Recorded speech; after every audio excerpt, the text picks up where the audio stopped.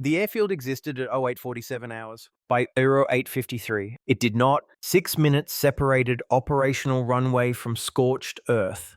A transformation no bomber formation could match. No artillery barrage could rival. The weapon was a single F6F Hellcat climbing at 500 feet per minute, armed with 6 50 caliber Browning M2 machine guns, and a pilot who understood that doctrine lived in manuals while outcomes lived in seconds. Lieutenant Commander Jack Reardon kept his throttle at cruise, circling at 12,000 feet above the Pacific. His wingman had turned back 40 minutes earlier, radio failure. Standard procedure, leaving Reardon alone on combat air patrol over a forward position the Navy called Outpost 7. The island below was anonymous. Coral, palm trees, a single airstrip carved from jungle. Reardon's radar operator had been silent for 18 minutes. Then, Tomcat leader. Possible ground activity. Bearing 0902. Advise visual confirmation. Visual confirmation meant descending. Descending meant committing. Reardon nosed the Hellcat forward. Trimming for a shallow dive, 45 degrees. Speed building from 20 to 260 miles per hour.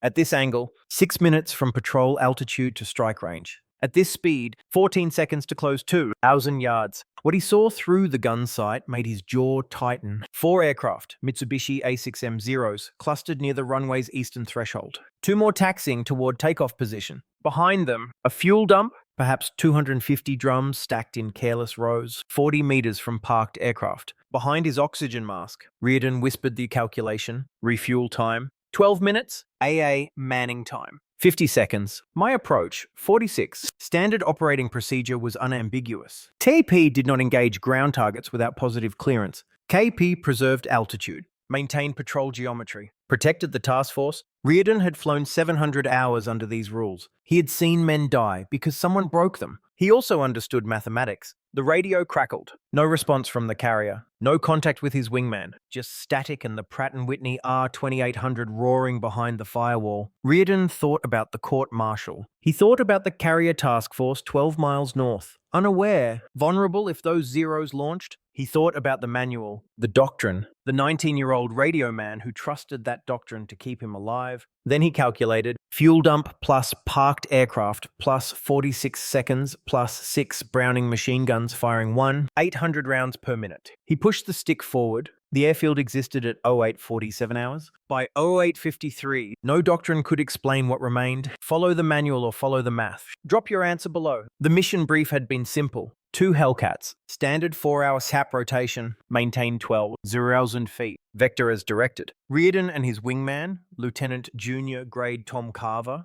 had launched at 0615 from the carrier USS Intrepid, 12 miles north of Outpost 7. At 0728, Carver's radio died. Not static, not interference, complete electrical failure. He'd waggled his wings, tapped his headset, pointed back toward the carrier. Standard procedure. Abort and return. Reardon had watched him turn east, shrinking to a speck above the morning haze. Now it was 0847, and Reardon was alone with information no one else possessed. The scout plane report had come in at 0620. Before launch, 6 to 8 enemy aircraft observed on Outpost 7, likely refueling. Estimated window of vulnerability, the critical period when aircraft sat immobile. Fuel lines exposed. Crews distracted was 12 to 15 minutes. But scout planes reported what they saw, not what they understood. They didn't calculate probabilities. They didn't measure blast radii. Reardon did. He'd memorized the fuel dump layout from reconnaissance photos. 200 to 355 gallon drums, stacked in 3 rows, positioned 40 to 60 meters from the runway's eastern edge. Close enough for efficient ground crew access, close enough to kill everything nearby if ignited. The mathematics were elegant in their brutality. 50 caliber round traveling at 900 feet per second could puncture a fuel drum's thin steel shell at 200 yards. At 700 feet altitude, optimal strafing range. Hit probability per burst depended on duration. 18 to 25% for a short burst under 1 second. 40 to 50% for a sustained burst over 2 seconds. But longer bursts risked jamming. 6 guns firing simultaneously generated heat, vibration, feed malfunctions. Reardon had calculated this in training. He'd calculated it in combat. Now he calculated it descending through 10,000 feet, watching the island resolve into details. Runway, tree line, parked aircraft. The Zeros were there. 4 clustered near the fuel dump. 2 more moving toward takeoff position. Tomcat leader. Confirm visual. The radar operator's voice crackled. Distant. Uncertain. Reardon keyed his mic. Affirmative. 6 aircraft. Fueling operation in progress. Copy. Standby for tasking. Standby meant wait. Wait meant the window closed. The Zeros needed 12 to 15 minutes to refuel, but only 3 to 5 minutes to complete the process once they were halfway through. If they'd started at 0840, they'd be ready to launch by 0855. Reardon checked his watch. 0848. 7 minutes? Maybe. Standard operating procedure was explicit. Combat Air Patrol does not initiate ground attack without positive clearance from carrier air control. The logic was sound. SAP existed to protect the task force from aerial threats, not to pursue targets of opportunity. A pilot who abandoned his station risked leaving the carrier exposed. But the carrier was 12 miles north. The Zeros, once airborne, could reach it in 9 minutes. Reardon's radio hissed. No response. The carrier was likely cycling through strike coordination, briefing bomber squadrons, managing a dozen other priorities. Getting clearance could take 5 minutes. 10 minutes, 15. By then, the Zeros would be gone. He ran the numbers again. Window of vulnerability. 3 minutes, maximum. AA gun crews, visible but undermanned, likely 40 to 60 seconds from combat readiness. His approach time from current altitude, 46 seconds if he committed now. The math was unforgiving. Either he acted within the window, or the window closed. Tomcat leader. Be advised, no tasking available at this time. Maintain cap. Reardon's hand tightened on the stick. Maintain CAP meant follow doctrine. Follow doctrine meant 6 enemy aircraft launched against an undefended carrier. The radar operator didn't know what Reardon could see. The carrier air controller couldn't calculate what Reardon had already calculated. He thought about the fuel dump.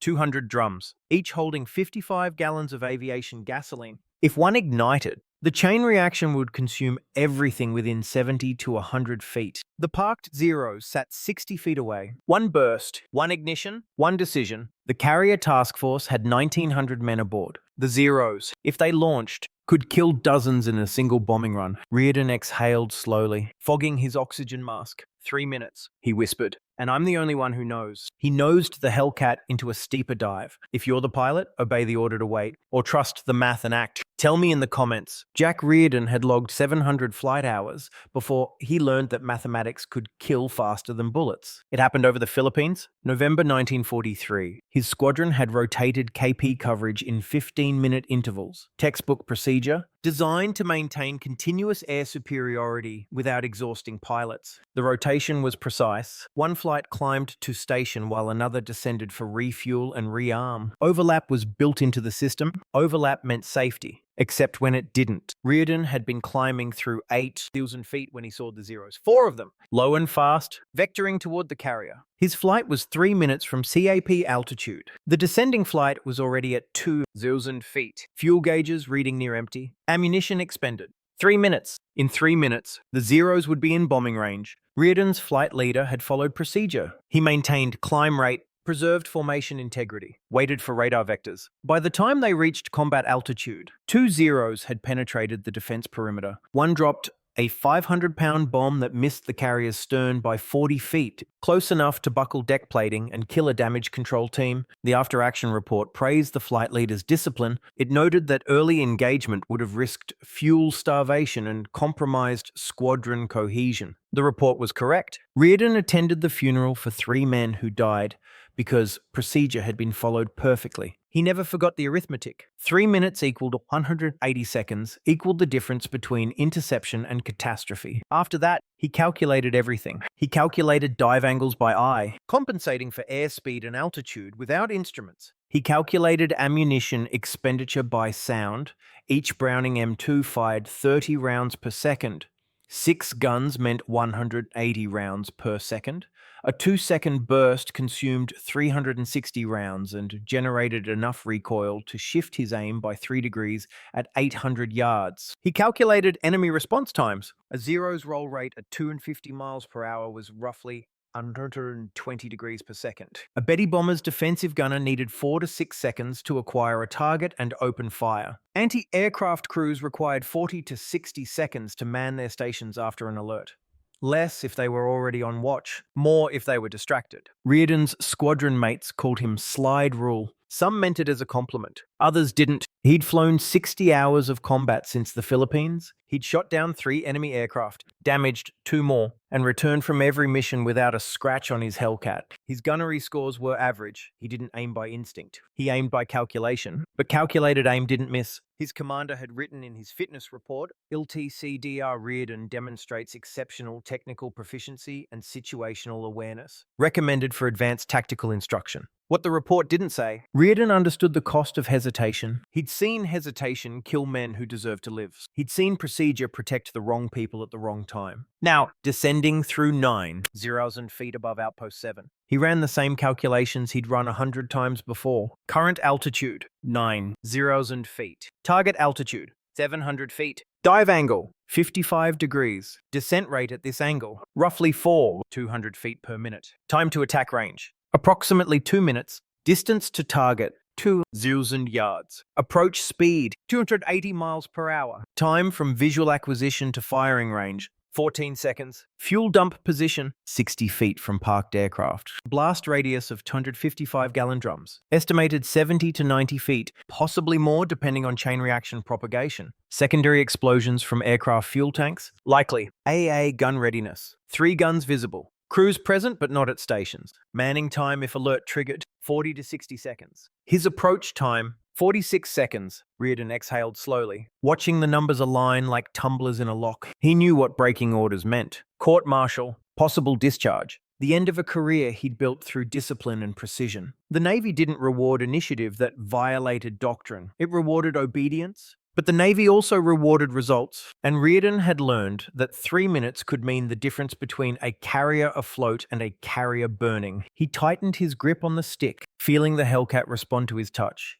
0,000 pounds of aircraft and ordnance, descending at 260 miles per hour toward a decision that no manual could make for him. 2,000 yards, he whispered into his oxygen mask. 14 seconds, 1 chance. He'd done the math. Now he had to trust it. Do you trust a pilot who calculates everything, or does hesitation kill momentum? Drop your take below. At 8,000 feet, Reardon could see the entire island, a dark green thumbprint against blue water, the airstrip a pale scar cutting through jungle. At 6,000 feet, he could distinguish individual trees from shadows. At 4,000 feet, he saw the aircraft, 6 Mitsubishi A6M Zeros, arranged in a loose cluster near the eastern threshold of the runway. 4 were stationary, parked in a rough line with their noses pointed toward the tree line. 2 more were moving, taxiing slowly toward takeoff position, their propellers spinning at idle, sunlight glinting off canopy glass. Reardon leveled out at 500 feet, circling to maintain visual contact without triggering a lurch. The Hellcat's engine rumbled steadily, a sound so familiar it had become silence. He counted what he saw. 4 parked aircraft, fuel lines visible, thin black snakes running from drums to wing roots, ground crew clustered near the third zero, 2 men handling hoses, 1 gesturing towards the fuel dump. No urgency in their movements. Refueling procedures took time.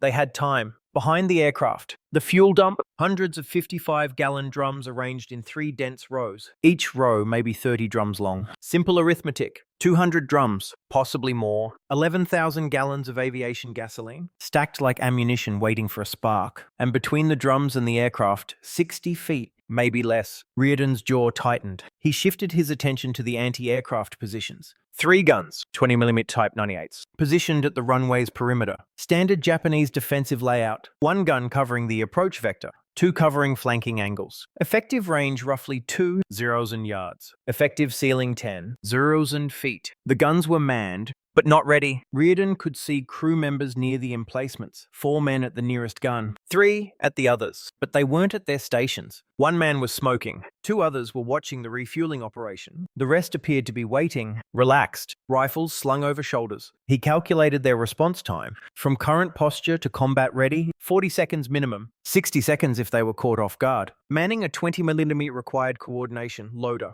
gunner, spotter. Each crew member had a specific task. Disruption of any one task delayed the entire sequence. Reardon checked his watch. 0849. He calculated his own approach time. Current altitude, 500 feet. Optimal attack altitude, 700 feet. Dive angle required, 55 degrees. Descent rate at full throttle, 200 feet per minute. Time from initiation to firing range, 46 seconds. The numbers locked into place. AA crew readiness, 40 to 60 seconds. His approach time, 46 seconds. Margin, 4 to 14 seconds. 4 seconds. The difference between hitting the target before AA opened fire and hitting it while AA was tracking him. Reardon's hand rested on the throttle. Light, steady. His breathing was controlled, 6 breaths per minute. The rhythm he'd trained himself to maintain under stress. Slower breathing meant steadier aim. He studied the fuel dump again. Calculating blast geometry. Primary explosion radius, 70 to 90 feet, possibly more. Secondary explosions from aircraft fuel tanks would extend the damage. Parked Zeros carried roughly 130 gallons each, not much individually, but enough to propagate fire. If one aircraft ignited, the others would follow. The taxiing Zeros were moving away from the cluster. Good. Distance meant they might survive the initial blast. Damaged, maybe grounded, possibly. But the 4 stationary aircraft were locked in place, tethered by fuel lines. They had no chance. Reardon's radio crackled. Tomcat leader, update position. He keyed the mic. Tomcat leader, maintaining visual. 6 aircraft confirmed. Refueling in progress. Recommend immediate strike tasking. Copy. Stand by. Stand by. Again. Reardon's eyes tracked the ground crew. They were finishing the 3rd aircraft now. Disconnecting hoses, dragging them toward the 4th. Methodical. Efficient. Unaware. The sight shouldn't have been possible. Japanese forces had learned months ago to camouflage refueling operations, to disperse aircraft, to maintain constant AA vigilance. Outpost 7 had been considered low priority, too remote to warrant heavy bomber attention, too isolated to justify carrier strikes. The enemy had grown careless. Carelessness created opportunity. An opportunity, Reardon knew, had a lifespan measured in seconds. He glanced at his fuel gauge. Plenty of endurance remaining. He glanced at his ammunition counter. Full load. 400 rounds across 6 guns. He glanced at the altimeter, the airspeed indicator, the angle of the sun, everything aligned. 46 seconds, he whispered. They won't even hear me coming. The AA crews were still smoking. The ground crew was still working. The Zeros were still tethered to their fuel lines. Immobile. Vulnerable. Reardon's hand tightened on the stick. The numbers were perfect. The timing was perfect. The opportunity was closing. He had 4 seconds of margin, 4 seconds between success and shredded aluminum, and no one to ask permission. 4 seconds of margin. Would you take the shot? Let me know below. The radio stayed silent. Reardon circled at 500 feet, watching the second hand sweep across his watch face. 0850. He'd been holding position for 90 seconds. 90 seconds of waiting for clearance that wasn't coming. 90 seconds of watching the window close. Below him, the ground crew disconnected the hoses from the 3rd Zero. They were moving to the 4th aircraft now, dragging fuel lines across concrete, working with the unhurried efficiency of men who believed they had time. They didn't. Reardon keyed his mic again. Tomcat leader to home plate. Request immediate strike clearance on confirmed enemy ground targets. Static. Then, home plate to Tomcat leader. Negative clearance at this time. Strike package is being coordinated. Maintain CAP station. Strike package. Coordination. The words meant minutes, maybe 10, maybe 15. By the time bomber squadrons launched from the carrier, by the time they formed up and vectored to target, the Zeros would be airborne. Reardon's hand rested on the throttle, motionless. He calculated the alternatives. Option 1. Maintain CAP as ordered. Risk. 6 enemy aircraft launch uncontested. Vector toward the carrier task force. Deliver ordnance against 1,900 men who trusted him to stop exactly this scenario. Probability of enemy success. Moderate to high, depending on KP coverage from other flights. Probability of disciplinary action against Reardon. 0. Option 2. Attack now. Without clearance. Risk. Court-martial. End of career. Possible brig time depending on outcome. Probability of mission success, 55 to 65% solo. Depending on AA reaction time and whether he could ignite the fuel dump on first pass, probability of stopping the enemy launch, 90% or higher. The mathematics were brutal. Follow orders. Protect his career and gamble with the lives of men who couldn't defend themselves. Or break orders. Gamble with his career and protect the men. Reardon's jaw tightened. He wasn't a maverick. He'd followed procedure for 700 hours. Flown by the book, earned his command through discipline and precision. The Navy had taught him that rules existed because chaos killed.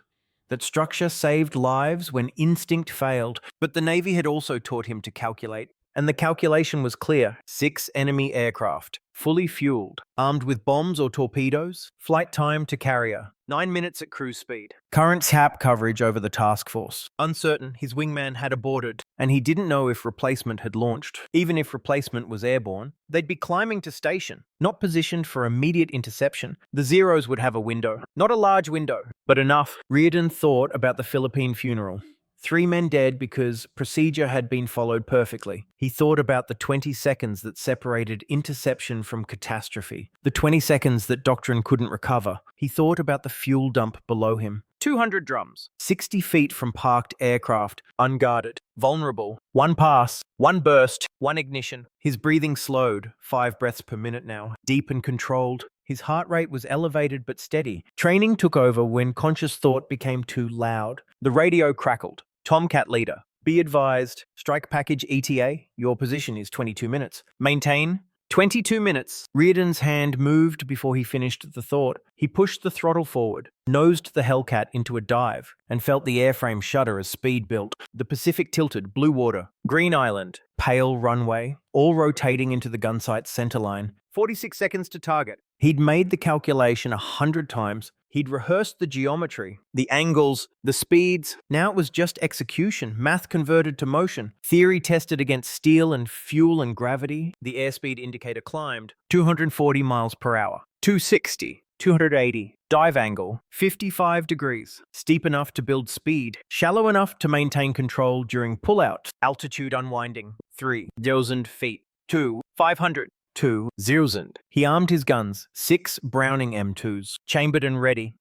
400 rounds distributed across wing routes. His thumb rested on the trigger, light, waiting for the moment when mathematics became fire. The island grew in the windscreen. He could see details now. Individual trees, parked trucks, the ground crew stepping back from the 4th Zero as fuel lines were disconnected. 500 feet. The anti-aircraft guns were still unmanned. Crews were moving now, 1 man pointing skyward, another running toward the nearest emplacement, but they were late. 46 seconds minus 34 seconds elapsed equaled 12 seconds remaining. 12 seconds until he entered firing range. 12 seconds before they could track him. 1,000 feet. Reardon's hands moved with practiced precision. Stick pressure, rudder trim, throttle adjustment. The Hellcat responded like an extension of thought, diving through air that roared and buffeted against the canopy. He wasn't thinking about court-martials anymore. He wasn't thinking about orders or doctrine or career. He was thinking about blast radius and ignition delay, and whether 180 rounds per second could puncture a fuel drum before AA crews brought their guns to bear. 700 feet. The fuel dump filled his gun sight, rows of steel drums, dark against pale concrete, lined up like targets on a practice range. 600 feet. The ground crew scattered. He could see them running toward the tree line, arms pumping, mouths open in shouts he couldn't hear over the engine noise. 500 feet. The first AA gun swiveled. Too slow. Too late. Reardon's finger tightened on the trigger. He knew the risk. He knew what breaking orders meant. He knew the Navy would demand answers he couldn't justify with regulations. But he also knew this. In 14 hours, when the carrier task force reached safe harbor, 1,900 men would still be alive. And that was the only calculation that mattered. 400 feet. Firing range. He pressed the trigger. Would you pull that trigger knowing your career ends the moment you do? Tell me below. The first round left the barrel at 900 feet per second. Reardon's finger held the trigger for 1 seconds, longer than optimal, shorter than reckless. 6 Browning M2 machine guns fired in unison, cycling at 30 rounds per second per gun, pouring 378 rounds downrange in a converging cone of steel. Bullet drop at 400 feet. Negligible. Wind deflection. Minimal. The only variable was recoil. The Hellcat shuddered. The entire airframe vibrated as 378 half-inch projectiles hammered through the air at supersonic velocity, each one shedding kinetic energy in a ballistic arc that Reardon had calculated 1,000 times in training. He didn't calculate now. He felt it. The tracers walked across the fuel dump, bright streaks cutting through humid air, impacting drums with sharp metallic pings that sounded like hammers on anvils. The first drum ruptured. The second, the third, aviation gasoline vented, colorless vapor mixing with tropical air, expanding, searching for ignition. Reardon was already pulling out. 4.3 Gs pressed him into his seat as the Hellcat arced upward, clawing for altitude and distance. The horizon inverted, sky below, ocean above, then snapped back into alignment as he leveled at 800 feet. His airspeed had peaked at 370 miles per hour in the dive. Now it bled off, 350, 330, 310 as he converted velocity into climb rate. Behind him, the fuel dump found its spark. He didn't see the ignition. He felt it.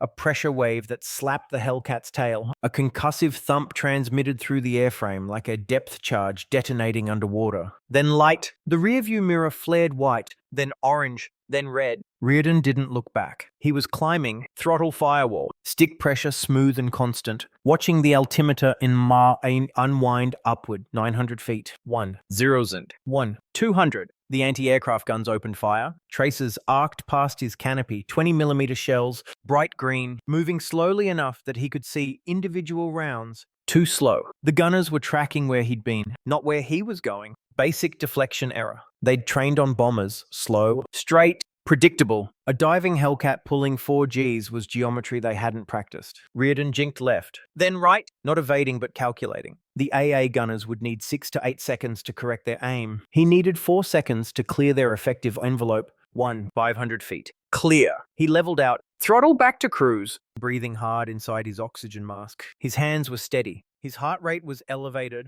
120 beats per minute. Maybe more, but his focus was sharp. Now he looked back. The fuel dump was gone. Not burning, gone. Where 200 drums had stood 60 seconds earlier, there was now a crater ringed by fire. Black smoke boiled upward in a column that punched through 3,000 feet. Visible for miles. The 4 parked Zeros were burning, not all at once, sequentially, like dominoes. The first aircraft had been closest to the dump. Its fuel tank had ruptured in the initial blast, spilling 130 gallons of aviation fuel that ignited instantly. The fire spread to the second aircraft. Then the third, then the fourth. Secondary explosions rippled through the line as ammunition cooked off.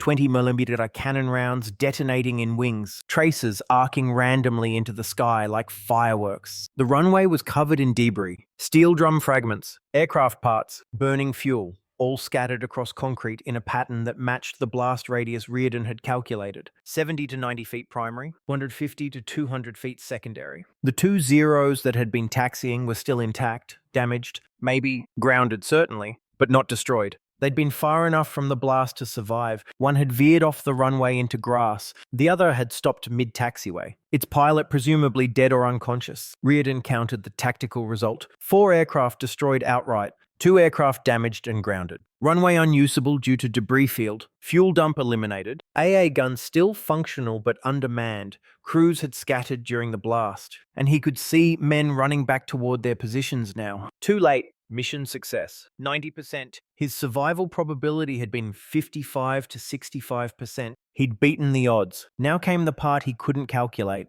His radio crackled. Tomcat leader. What the hell was that? It was his wingman Carver, back on frequency after 90 seconds of silence. Reardon keyed his mic, his voice calm, flat, matter of fact. Tomcat leader. Engaged ground targets. 6 enemy aircraft. 4 destroyed. 2 damaged. Fuel dump destroyed. Runway obstructed. Returning to cap station. Silence. Then, Jesus Christ, Jack, did you get clearance for that? Reardon didn't answer. He banked the Hellcat north, toward the carrier, toward the debriefing he knew was coming. He'd made the calculation. He'd executed the plan. The enemy was neutralized. Whether the Navy called it initiative or insubordination, that was math he couldn't solve. He survived the dive, but would you survive the debrief? Comment your call. The explosion wasn't luck. It was physics. Reardon's burst had punctured 11 drums in the first row.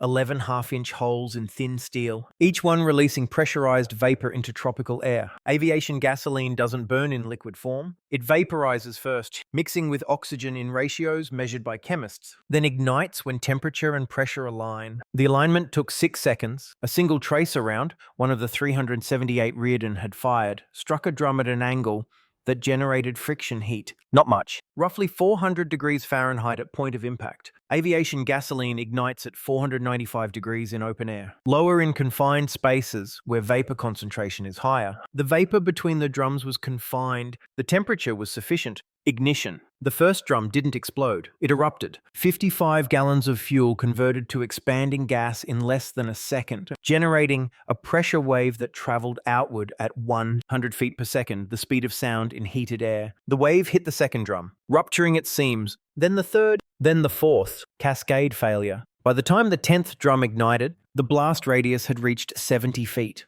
Far enough to engulf the nearest parked Zero, close enough to rupture its fuel tank. 130 gallons of aviation fuel added to the reaction, spreading fire across the aircraft's aluminum skin. Aluminum doesn't burn easily, but aviation fuel burns at 980 degrees Fahrenheit. At that temperature, aluminum softens, deforms, and eventually ignites. The Zero became a secondary ignition source. Fire spread from the first aircraft to the second, not through direct flame contact, but through radiant heat. At 15 feet distance, thermal radiation from burning fuel reaches 800 degrees. The second Zero's fuel tank ruptured from heat stress before flames ever touched it. Then ammunition cooked off. Each Zero carried roughly 500 rounds of 20mm ammunition. High explosive incendiary rounds designed to detonate on impact. At 400 degrees, the propellant inside each round began to decompose. At 600 degrees, it ignited. The rounds detonated sequentially, not simultaneously, a staccato percussion that lasted 11 seconds and sent shrapnel cartwheeling across the runway. Reardon had calculated blast radius. He hadn't calculated fragmentation patterns. Steel drum fragments, each piece weighing 5 to 15 pounds, flew outward at velocities exceeding 200 feet per second. One fragment punched through the third Zero's cockpit canopy. Another sheared off the fourth Zero's propeller. A third embedded itself in the runway concrete, creating a crater 14 inches deep. The fuel dump continued burning. 200 drums didn't ignite simultaneously. They burned in waves, row 1, then row 2, then row 3, each wave feeding the next. Each explosion creating pressure differentials that accelerated combustion. The total burn time was 43 seconds. The total energy released was equivalent to roughly 8,000 pounds of TNT. No bombs, no torpedoes, just punctured steel and vaporized gasoline and the mathematics of chain reaction. The runway became unusable, not because of fire, but because of debris. Reardon's pass had scattered wreckage across 300 feet of concrete, fuel drum fragments, aircraft parts, unexploded ammunition, and burning fuel that pooled in cracks and depressions. Japanese engineers would need 2 days minimum to clear the debris, another day to repair surface damage, a fourth day to verify structural integrity, 4 days without air support, 4 days without reconnaissance flights, 4 days during which the carrier task force could maneuver unopposed. What he did know, the airfield had vanished, not because he was skilled and not because he was lucky. It vanished because he understood that warfare was arithmetic, that 11 punctured drums plus 6 seconds ignition delay plus 200 drums stacked 60 feet from parked aircraft equaled a result no doctrine could predict, but any calculator could foresee. The explosion was inevitable. The only variable had been whether someone would recognize the equation before the opportunity closed. Reardon had recognized it. Now he had to explain it to men who measured success by regulations, not mathematics. Was this skill, calculation, or luck? Drop your answer. I want to see how you score it. Reardon was at 2,000 feet when the second anti-aircraft gun found its range. Traces cut past his port wing, bright green streaks that looked slow from a distance but traveled at 800 feet per second. Close enough to hear, not close enough to hit. The gunners were correcting. First burst had been high and behind. Second burst was high and centered. Third burst would be on target. Reardon didn't wait for the third burst. He pushed the stick forward and right, dropping the Hellcat's nose into a shallow dive while banking 30 degrees. The Pacific tilted,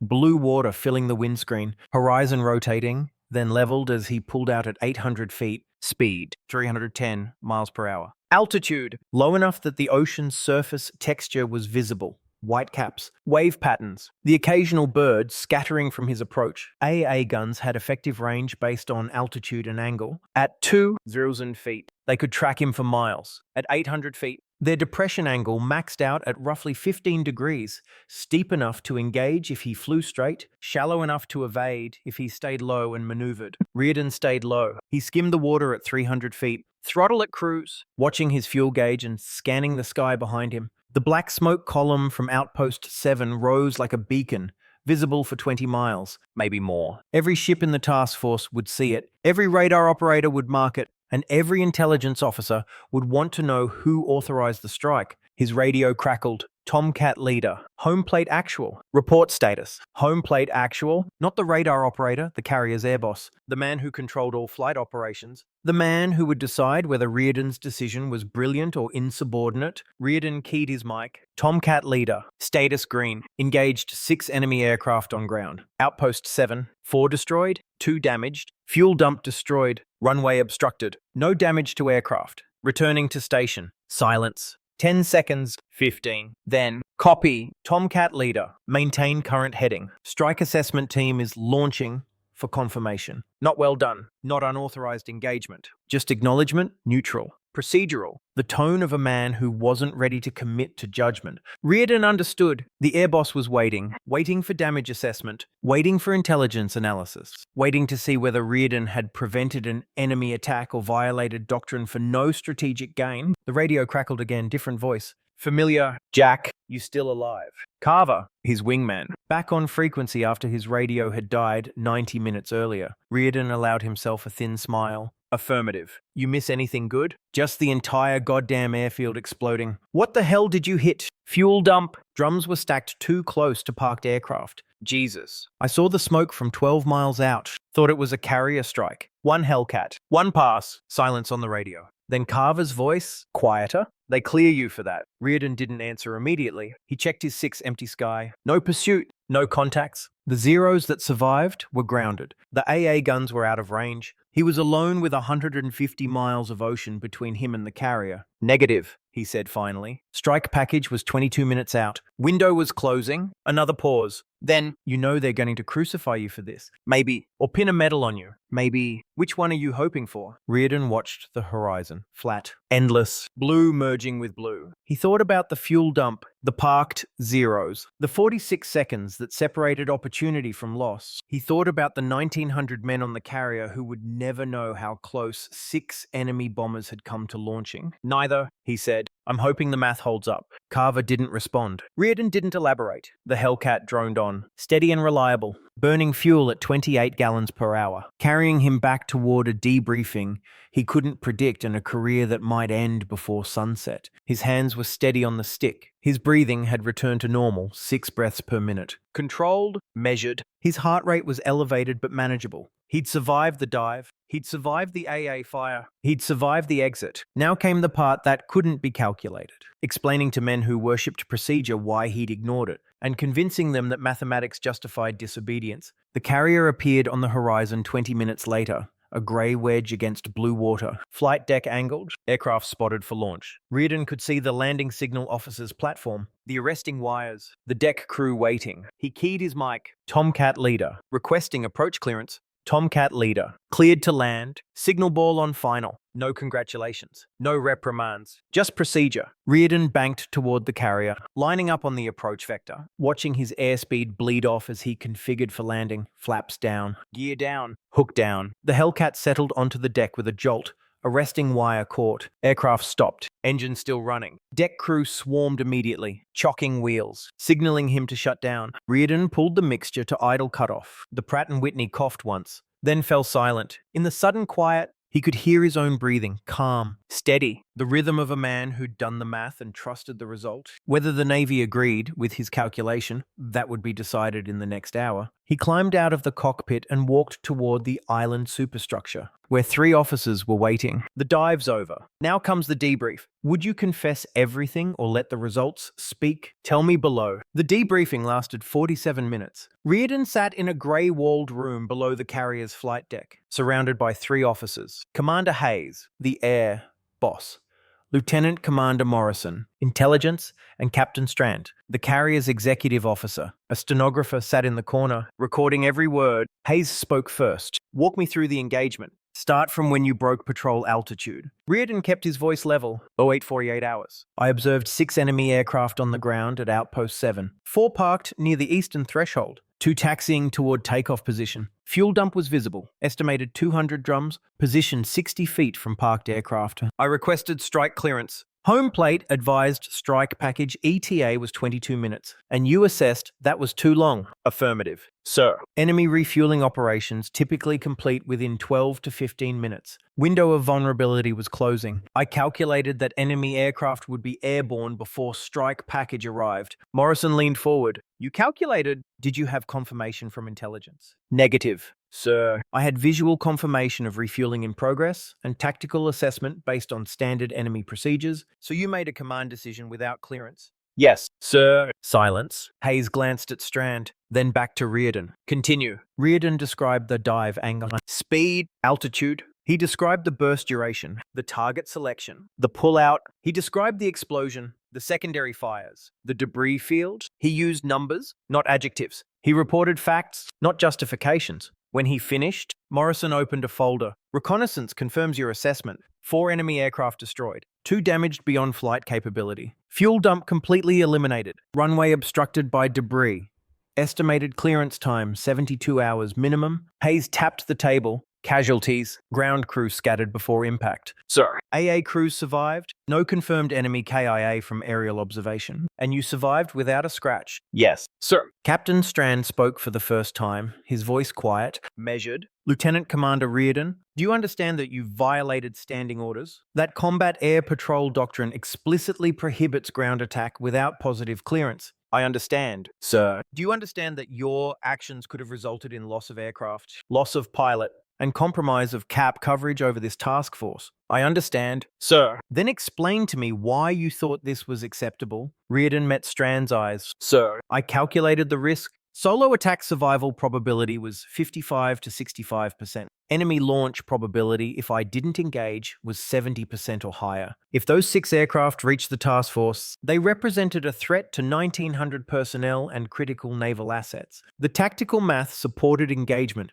The tactical math. Strand's expression didn't change. And if your math had been wrong, if you'd been shot down, if the fuel dump hadn't ignited, then I would have failed, sir. And the Navy would have been justified in court-martialing me, and you're prepared for that outcome now? Yes, sir. Strand studied him for 10 seconds. Then he turned to Morrison. Intelligence assessment. Morrison flipped through his notes. Outpost 7 was flagged as a low-priority surveillance target. We had no indication of increased air activity. Reardon's engagement eliminated a threat we didn't know existed. He paused. It also prevented a potential strike against this task force during a period of reduced CAP coverage due to Reardon's wingman abort. Hayes added, timing was critical. If those Zeros had launched, our nearest intercept capability was 14 minutes out. They would have had a clear approach window. Strand's jaw tightened. He looked at Reardon. You got lucky, Commander. No, sir. I got the timing right. The room went silent. The stenographer's pen stopped moving. Strand leaned back in his chair, the difference being, luck is random, sir. Timing is calculated. I observed the target, assessed the variables, and executed within a tactical window that doctrine didn't account for. The fuel dump configuration was a structural vulnerability. The refueling timeline was predictable. The AA response delay was measurable. I didn't guess, I counted. Strand studied him. You're saying doctrine failed? No, sir. I'm saying doctrine couldn't adapt to an opportunity that lasted 3 minutes. By the time proper clearance came through, the opportunity would have closed. Hayes glanced at Morrison, then at Strand. Morrison spoke carefully. He's not wrong, sir. Standard strike coordination assumes 30-minute minimum response time. Reardon identified a target with a 3-minute vulnerability window. No existing procedure accounts for that scenario. Strand was quiet. Then, recommendations. Morrison opened his folder again. Intelligence recommends documenting this engagement as a case study in opportunistic strike tactics. We should analyze the decision matrix, vulnerability assessment, timing windows, risk calculation. This could inform future KP procedures. Hayes nodded. Air Operations recommends amending KP doctrine to permit discretionary ground attack under specific conditions, visual confirmation of high-value target, verified tactical window under 5 minutes, and pilot assessment that threat level justifies deviation from patrol. Strand looked at Reardon. You understand what this means. If we codify your decision, we're telling every KP pilot in the fleet that initiative trumps orders when the math adds up. With respect, sir, that's not what I'm suggesting. I'm suggesting that when the math is clear and the window is closing, a pilot should have the authority to act, not initiative, calculation. Strand stared at him. Then he turned to the stenographer. Strike the last exchange from record. The stenographer's pen lifted. Strand stood. Lieutenant Commander Reardon, you violated standing orders. You endangered your aircraft. You made a tactical decision that could have resulted in your death and the loss of valuable naval assets. He paused. You also neutralized 6 enemy aircraft, eliminated a strategic fuel dump, and prevented a potential attack on this task force. Reardon said nothing. Your actions will be reviewed by Fleet Command. Until that review concludes, you are restricted to ready room duties. Dismissed. Reardon stood, saluted, and walked out. 3 days later, the review concluded. No court-martial, no reprimand. Instead, a single-page memorandum distributed to all carrier air groups in the Pacific Fleet. Subject, Combat Air Patrol. Tactical Initiative Guidelines. The AP flights are authorized to engage ground targets of opportunity under the following conditions. And then 1. Visual confirmations of high-value enemy assets. 2. Tactical vulnerability window assessed at 5 minutes or less. 3. Pilot judgment that engagement is critical to task force security. 4. No compromise of primary SAP coverage. Engagement authority rests with flight leader. Post-engagement report required within 2 hours. The memo didn't mention Reardon's name. It didn't mention Outpost 7, but every pilot in the fleet knew where it came from. 1 Hellcat. 1 decision, 1 page of doctrine rewritten. Should personal initiative ever override doctrine? Or does discipline always come first? Drop your take? 6 months later, Reardon was transferred stateside, routine rotation, no ceremony, no fanfare. He flew his last combat mission on a grey morning in March 1945, escorting bombers over Okinawa. The mission was uneventful. He landed, debriefed, packed his duffel, and boarded a transport back to San Diego. No one asked him about Outpost 7. The airfield had been rebuilt in 73 hours, 1 hour longer than intelligence estimated. Japanese engineers cleared the debris, patched the runway, and resumed limited operations. 3 weeks later, the island was bypassed entirely. The war moved north, and Outpost 7 became a footnote in operational logs. Strategically irrelevant by the time Reardon's transport touched down in California. But the battle that day, the battle that lasted 6 minutes, had already ended. Reardon never spoke about the engagement. When fellow pilots asked, and they did, because rumors traveled faster than radio waves, he deflected. I made a pass. The fuel dump went up. That's it. No heroics. No embellishment. Just arithmetic. He didn't frame his decision as courage. He didn't describe the dive as instinct. When pressed, he said only, I did the math. The numbers worked. The numbers always worked for Reardon. That was the problem. After the war, he stayed in the Navy, flight instructor, test pilot, eventually squadron commander. He taught younger pilots the geometry of dive angles, the physics of deflection shooting, the calculus of risk assessment. He was methodical, precise, patient. His students called him the professor. None of them knew about the fuel dump. None of them knew about the 46 seconds. None of them knew that the doctrine they studied, the tactical flexibility embedded in CAPE procedures, the authorization for opportunistic strikes, had originated from a decision one man made while circling at 500 feet above a nameless island. Reardon retired in 1963 with the rank of captain, 22 years of service, 200 flight hours, 0 disciplinary actions. The Navy gave him a plaque and a pension. It didn't give him the one thing he'd calculated wrong: peace. Not because of guilt. Reardon had never doubted the tactical necessity of Outpost 7. The enemy aircraft would have launched. The carrier would have been at risk. The math had been clear. But mathematics didn't account for the weight of permanence. He'd erased an airfield in 6 minutes. But he couldn't erase the 6 seconds between trigger pull and ignition, the 6 seconds when he'd committed to a result he couldn't undo. In those 6 seconds, he'd crossed a line that doctrine hadn't authorized and conscience couldn't rationalize. He'd been right. The numbers proved it. The fleet memo confirmed it. The absence of American casualties validated it. But being right didn't erase the question that followed him for 40 years. What if I'd been wrong? Reardon never answered that question. He couldn't. The math didn't work in reverse. In 1985, a naval historian interviewed him for a book on Pacific carrier operations. The historian asked about Outpost 7, by then declassified, a minor footnote in a 1,000-page operational history. Do you think you made the right call? The historian asked. Reardon was 71 years old. His hands, once steady enough to fire 50 caliber bursts at 400 feet, trembled slightly as he poured coffee. His breathing, once controlled at 6 breaths per minute under stress, came faster now, aged emphysema, the price of decades. He looked at the historian and said, I made the only call I could make. Whether it was right, that's not for me to decide. But you prevented an attack. You saved lives. Maybe those Zeros would have been shot down on approach. Or maybe their bombs would have missed. Or maybe the strike package would have arrived in time. He paused. I calculated probabilities. I didn't calculate certainties. Do you regret it? Reardon stared into his coffee. The historian waited. No, Reardon said finally. But I carry it. The historian didn't understand. Reardon didn't explain.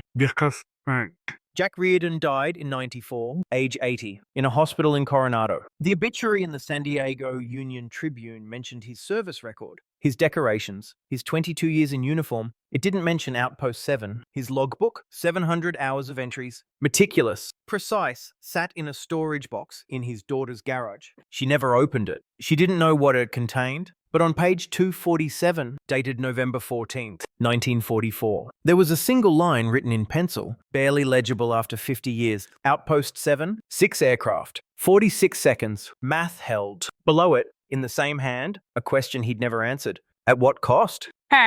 The airfield vanished in minutes. The wait lasted a lifetime. Was he a hero for trusting the math, or just a man who calculated correctly? Let me know what you think. This story is a work of historical fiction inspired by World War II Pacific Theater operations. While based on authentic tactical procedures and aircraft specifications, the characters and specific events are fictional.